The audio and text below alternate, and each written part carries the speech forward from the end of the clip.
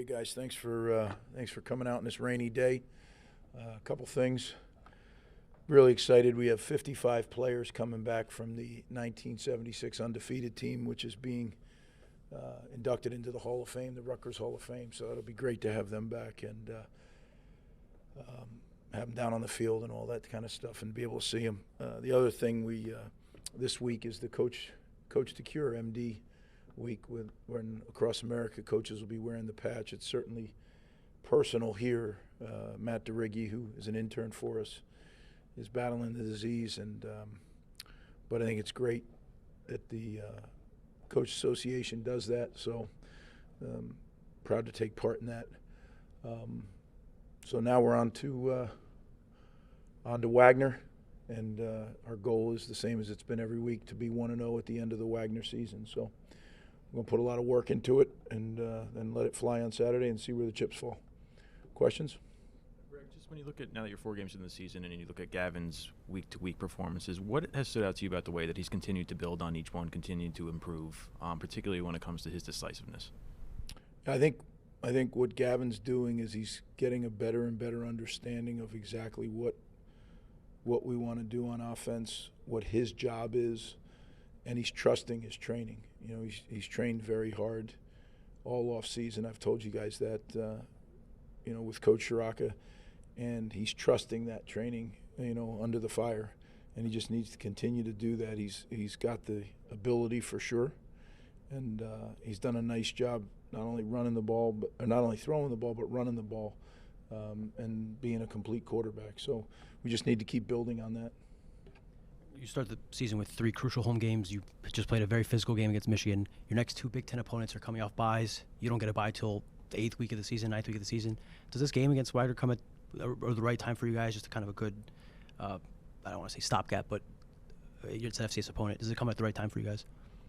Well, I like continuing to play, and when I talk about Wagner's team, I have the utmost respect for Coach Masella. I've known him a long time. He's a guy, when I was breaking into the business, was one of the guys I looked up to. And he's done a really good job of mixing the portal and high school recruiting. So he's got transfers. Last time they played here, they were coming off a 21-game losing streak. Now they're coming off a 2-game winning streak. They're sitting on top of their league in first place. So he's done an incredible job building that program. And they have players on that team that, when I watched the tape, I said, you know what, this is going to be a battle. And I don't know why I would think anything else. I mean, you're looking at the guy that early in his career, was beat by a BC, or what do they call it, FCS team, and it was hard, right? So trust me, this week our preparation will be as hard as it's been.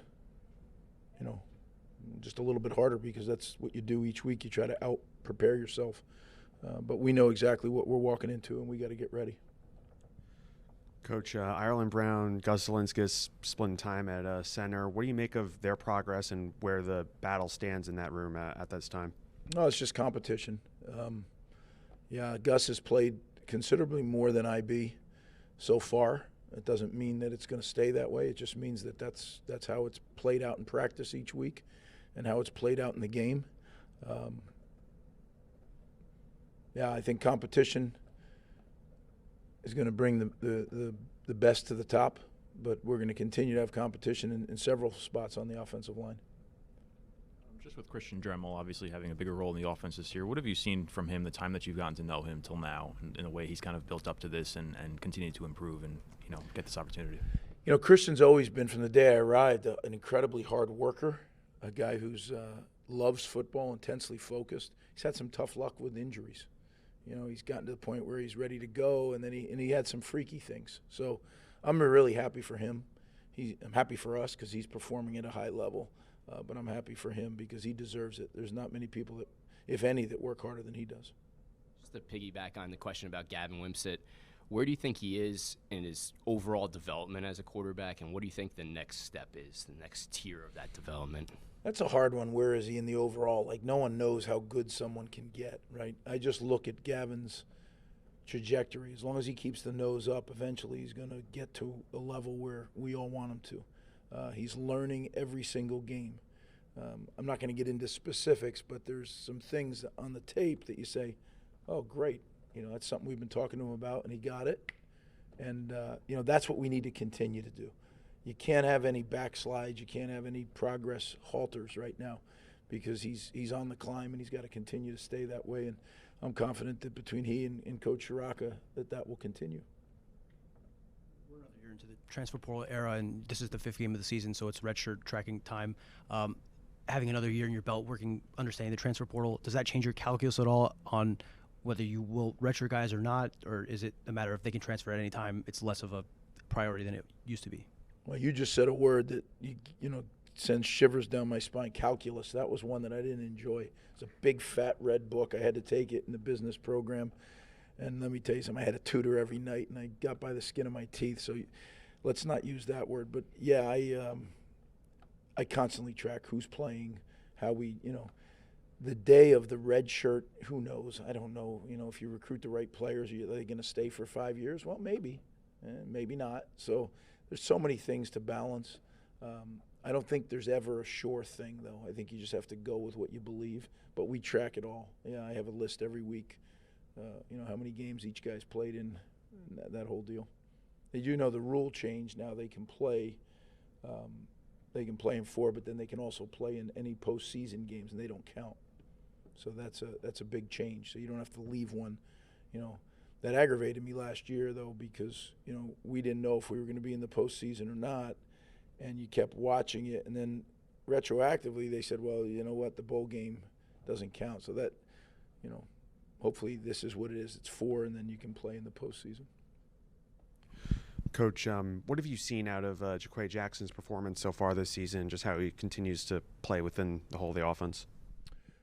Jaqua's getting better every week. Unfortunately, he had a little injury during training camp that slowed him down. I wish he had had all those practice repetitions to get in the groove with the offense. He didn't start here until the summer, right, midsummer, because of the portal and his recruitment. So it's not like he was here all spring where he got, cumulative repetitions. So then we get to training camp and he's doing well, and then he has he's forced to take a little break because of injury, and that, I don't think we're seeing yet the guy we're going to see here in the next 4 weeks. I think he's going to continue to get better and better, which is good, I guess. But I would have liked to have had it, earlier. You talked about getting Samuel Brown up to game speed, getting in shape. How close is he to being the Sam Brown that we saw last season?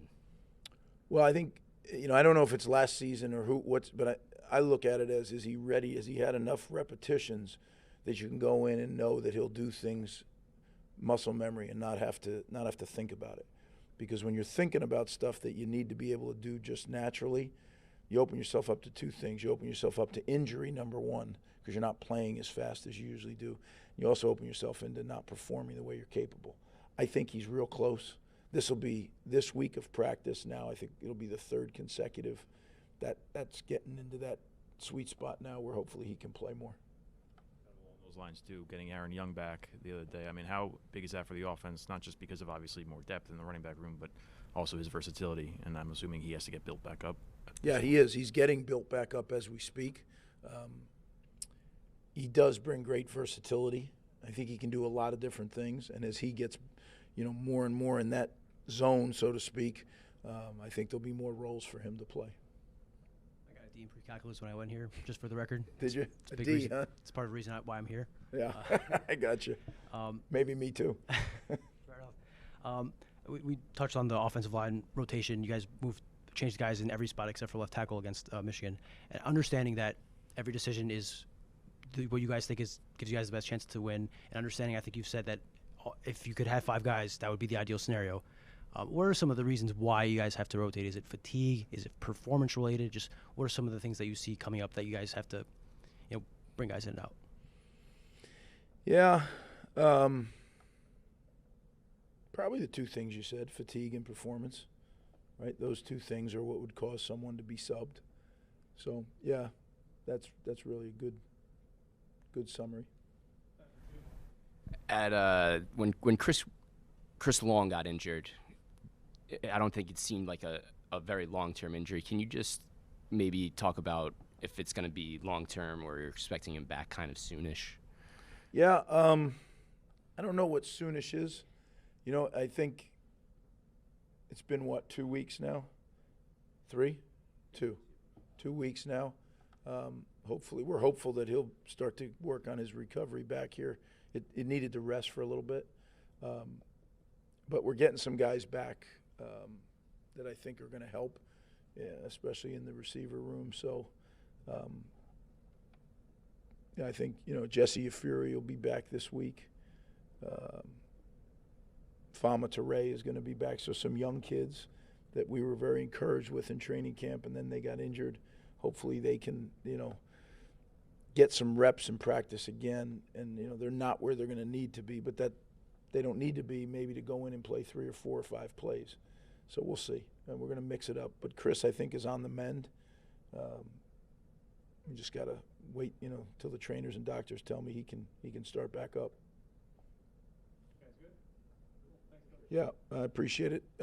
Really proud of our kids. Now you're into the season, and we're 4 weeks in right now, and I think they're doing a good job working in the classroom. Everybody forgets that they're college football players, and this is where tests start. This is where papers are due, and our academic advisors and all the people, Jeff Jones and all the people who work with them, our PDs, our player development guys are doing a great job. But this is where it starts to really become tough on them. And it wears them down, and they're up late doing papers. I've said it many times, this is a very challenging school. The guys that they're competing with in the classroom and the gals that they're competing with in the classroom are serious students. So my hat's off to them, because they're doing a good job, and I encourage them to keep doing that. Thanks, guys.